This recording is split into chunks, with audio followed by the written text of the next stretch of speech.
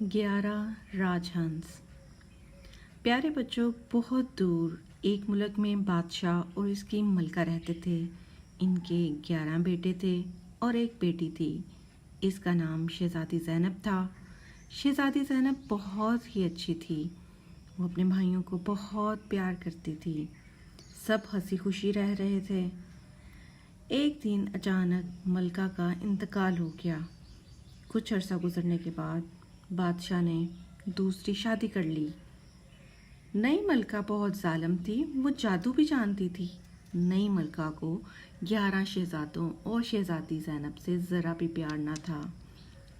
नई मलका ने शहजादी ज़ैनब को बहाने से एक गांव में भिजवा दिया और वो हर वक्त बादशाह को शहजादों के खिलाफ भड़काती रहती थी। यहाँ तक कि एक रोज़ बादशाह ने शहजादों को बुलाया और कहा कि मैं रोज़ रोज़ तुम्हारी शिकायतें सुनकर तंग आ गया हूँ।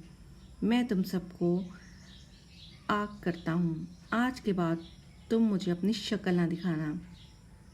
ये सुनकर शहजादे बहुत अफसरदा हुए, लेकिन इतना कुछ हो जाने के बावजूद भी नई मलका की तसल्ली न हुई। उसने जादू से शहजादों को राजहंस बना दिया और हुक्म दिया कि यहाँ से दूर चले जाओ। तवील अरसा गुजरने के बाद एक दिन बादशाह को शहजादी की बहुत ज़्यादा याद आई, तो इसने शहजादी ज़ैनब को बुला भेजा। जब नई मलका को पता चला कि बादशाह शहजादी ज़ैनब को मिलना चाहता है, तो इसने महल में आने से पहले ही इसे पकड़वा दिया और उसके चेहरे पर अजीबोगरीब नक्शो नगार बनवाकर उसका हुलिया इस कदर बिगाड़ दिया कि जब शहजादी ज़ैनब बादशाह के पास गई तो वो शहजादी को बिल्कुल न पहचान सका। बादशाह ने इसे महल से निकलवा दिया। महल से निकलकर शहजादी एक तरफ चल पड़ी। शहर से बाहर निकलकर इसे रास्ते में एक बूढ़ी औरत मिली। ज़ैनब ने इस औरत से पूछा, क्या तुमने कभी 11 शहजादों को देखा है? औरत ने जवाब दिया, नहीं, मैंने तो शहजादों को नहीं देखा, लेकिन यहाँ से दूर एक जंगल है। इस जंगल की दूसरी जानब एक समंदर है और समंदर के साहल में मैंने 11 राजहंस देखे हैं, जो अक्सर शाम से पहले वहाँ आते हैं और इनके सर पर सोने के ताज भी होते हैं। शहजादी ज़ैनब फ़ौरन समझ गई कि ये राजहंस दरअसल उसके भाई ही हैं। वो औरत के बताए हुए रास्ते पर चल पड़ी। शहजादी ज़ैनब साहिल समुंदर पर बैठकर 11 राजहंसों का इंतज़ार करने लगी।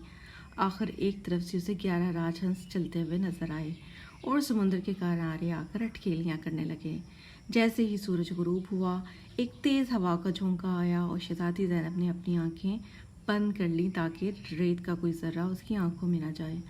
हवा बंद होने पर इसने आंखें खोली तो सामने देखकर हैरान रह गई। वहाँ शहजादी ज़ैनब के भाई यानी 11 शहजादे खड़े थे। शहजादे भी अपनी बहन को देखकर बहुत खुश हुए। बड़े भाई ने बताया कि शाम होते ही वो अपनी असल शक्ल में आ जाते हैं, जबकि रात गुजरने के बाद वो जादू के ज़रिए असर फिर से राजहंस बन जाते हैं। शहजादी ज़ैनब काफ़ी देर तक अपने भाइयों से बातें करती रही। फिर वो साहिल समंदर की रेत पर लेटकर सो गए। रात को सोते हुए शहजादी ने ख्वाब देखा कि एक खूबसूरत परी इसके पास आई है और कहने लगी है, तुम फिक्र ना करो, मैं तुम्हें एक तरीका बताती हूँ। इस पर अमल करके तुम अपने भाइयों को जादू के असर से निजात दिला सकती हो।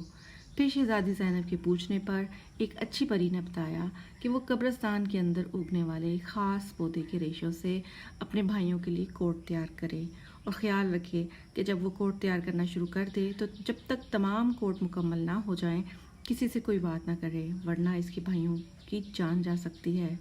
शहजादी ज़ैनब ने कहा कि मैं अपने भाइयों के लिए ज़रूर कोट बनाऊँगी। इसके साथ ही शहजादी की आँख खुल गई। सुबह हो चुकी थी। शहजादे फिर से राजहंस बन गए थे। शहजादी उठी और चुपचाप कब्रिस्तान की तरफ चल पड़ी।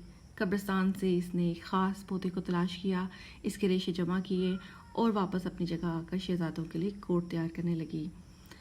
एक दिन वो बैठी अपने काम में मगन थी कि करीबी मुल्क का शहजादा सैर करते हुए इस तरफ आ निकला। इसने शहजादी को देखा तो अपने सिपाहियों से कहा कि इस लड़की को महल में ले चलो, मैं इससे शादी करूँगा।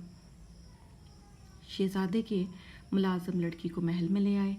इन लोगों ने शहजादी से बहुत सवाल किए, लेकिन वो कुछ ना बोली, क्योंकि इसे मालूम था कि अगर ज़बान से एक लफ्ज़ भी निकला तो इसके भाई मर जाएंगे। شہزادے نے اپنے باپ سے کہا، ابا جان یہ لڑکی گونگی ہے تو پھر بھی میں اس سے شادی کروں گا۔ اور دوسرے ہی دن دونوں کی شادی ہو گئی۔ شادی کے بعد شہزادی بہت زیادہ اداس رہنے لگی کیونکہ وہ جو کوٹ تیار کر رہی تھی وہ اس کے پاس اب نہیں تھے۔ جب تک وہ کوٹ تیار نہ ہو جاتے تو وہ بول بھی نہیں سکتی تھی، اور اس کے بھائی شہزادوں کے اوپر سے جادو ختم بھی نہیں ہو سکتا تھا۔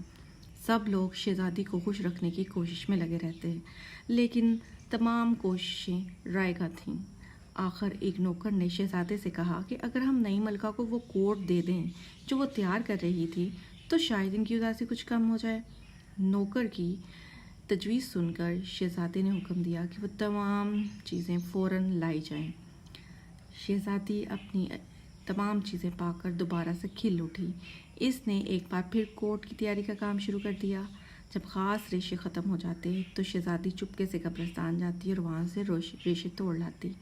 ایک دن شہزادے کو اس کے دوست نے کہا، میرا خیال ہے تمہاری بیوی کوئی جادوگرنی ہے کیونکہ وہ اکثر رات کو قبرستان جاتی ہے۔